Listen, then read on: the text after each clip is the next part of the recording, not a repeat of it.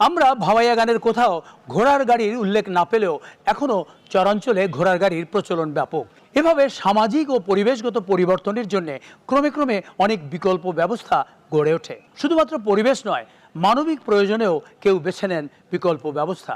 যেমন নিয়েছিলেন কুড়িগ্রাম জেলার চিলমারী উপজেলার রমনা ইউনিয়নের সরকারবাড়ি গ্রামের রিক্তা আক্তার বানু লুৎফা।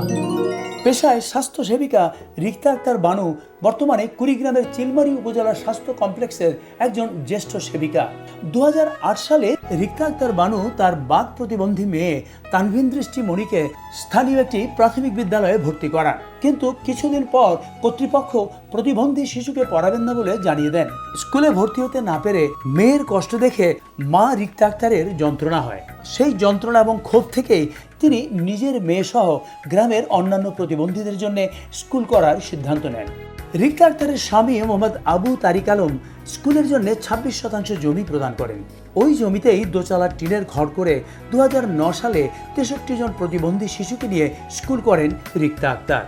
শুরুতে শিক্ষক সংকট হয় তিনি তার দেবর ও আরও 4 জন স্থানীয় শিক্ষক দিয়ে শুরু করেন প্রতিবন্ধীদের জন্য এই বিদ্যালয়।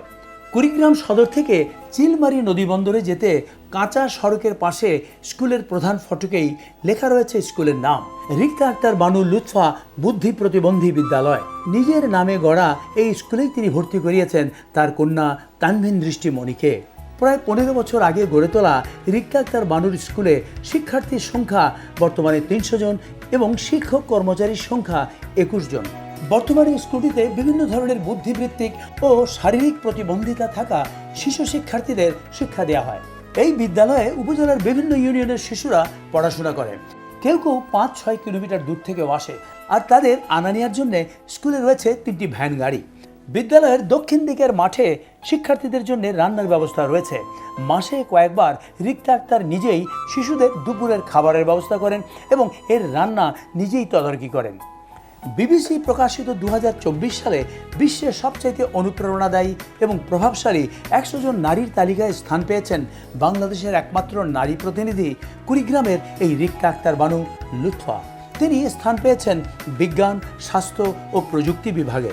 বিবিসির তালিকাটি বিশ্বের বিভিন্ন প্রান্তের এমন সব নারীকে সম্মানিত করেছে যারা তাদের কঠিন পরিস্থিতি ও প্রতিবন্ধকতা সত্ত্বেও সমাজে গুরুত্বপূর্ণ পরিবর্তন এনেছেন। প্রত্যন্ত অঞ্চলে থেকেও সকল প্রতিবন্ধকতার বিরুদ্ধে যুদ্ধ করে রিক্তা আক্তার বানু এক অনন্য দৃষ্টান্ত স্থাপন করেছেন। তার এই সংগ্রামী যাত্রায় অনুপ্রাণিত হচ্ছেন অন্য নারীরাও। দর্শক মণ্ডলী, আজকে আমরা ইত্যাদির এই মঞ্চে আমন্ত্রণ জানিয়েছি এই মহিষী নারী রিক্তা আক্তার বানু লুৎফাকে। আপনি তো আপনার সন্তানের প্রতি বৈষম্যমূলক আচরণের কারণে এই প্রতিষ্ঠানটি গড়ে তুলেছেন। এখন আপনার প্রতিষ্ঠানটি কেমন চলছে? ইনশাল্লাহ খুব ভালো চলছে এবং এমপিভুক্ত প্রতিষ্ঠান। এমপিভুক্ত হয়ে গেছে। এই প্রতিষ্ঠানটি নিয়ে আপনার ভবিষ্যৎ পরিকল্পনা কি? আমি চাই এই প্রতিষ্ঠানটি আরও অনেক উন্নত হোক, বড় হোক। যেহেতু আমার নদী ভাঙ্গন এলাকা, চরাঞ্চল এলাকা, নদীর ওই পারে যে অনেক প্রতিবন্ধী বাচ্চা আছে তারা ডেইলি দিন আসতে পারে না। এই জন্য আবাসিক হলে তাদের জন্য খুব সুবিধা হবে এবং আমি চাই যে এই প্রতিবন্ধী বাচ্চাদের নিয়ে আমি শেষ পর্যন্ত শেষ নিঃশ্বাস ত্যাগ করছি। আপনি তো বিবিসির 100 অনুপ্রেরণাদায়ী এবং প্রভাবশালী নারীর তালিকায় স্থান পেয়েছেন। আপনার এই ত্যাগ ও শ্রমের স্বীকৃতি পেয়ে কেমন লাগছে? এটা শুধু আমার একার অনুভূতি না, এটা গোটা বিশ্বের অনুভূতি, বাংলাদেশের অনুভূতি, বিশেষ করে কুড়িগ্রাম জেলার এবং চিলমারী উপজেলার অনুভূতি তথা আমার অনুভূতি। বর্তমানে আপনার আশু প্রয়োজন কি এই প্রতিষ্ঠানটির জন্য? প্রয়োজন তো অনেক কিছুই আছে, কিন্তু এই মুহূর্তে আমার প্রয়োজন হলো একটা প্রজেক্টর এবং খেলাধুলার সামগ্রী, বাচ্চাদের জন্য কিছু খেলার সামগ্রী। রিক্তা আক্তার বানু, আজকে আমরা ইত্যাদি অনুষ্ঠানের মাধ্যমে এবং কেয়া কসমেটিক্সের পক্ষ থেকে আপনার এই স্কুলে বাচ্চাদের জন্য খেলার সামগ্রী এবং একটি প্রজেক্টর কেনার জন্য আমরা এই 2 লক্ষ টাকার চেকটি আপনাকে প্রদান করছি। আপনাকে অনেক ধন্যবাদ এবং ইত্যাদিকে আমার অনেক ধন্যবাদ। ইত্যাদির দর্শকদের জন্য আপনার কিছু বলার আছে? আমি দর্শকদের কাছে একটাই অনুরোধ করব, প্রতিবন্ধীরা আমাদেরই স্বজন, এদের সহানুভূতি নয় সহযোগিতা করুন।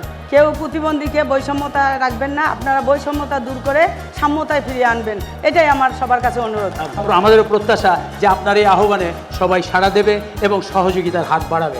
আপনাকে অনেক অনেক অভিনন্দন ইত্যাদির পক্ষ থেকে। আমরা আপনার এই শুভ উদ্যোগের সফলতা কামনা করছি। অনেক ধন্যবাদ। ইত্যাদিকে আমার অনেক ধন্যবাদ এবং আপনাকে অনেক ধন্যবাদ।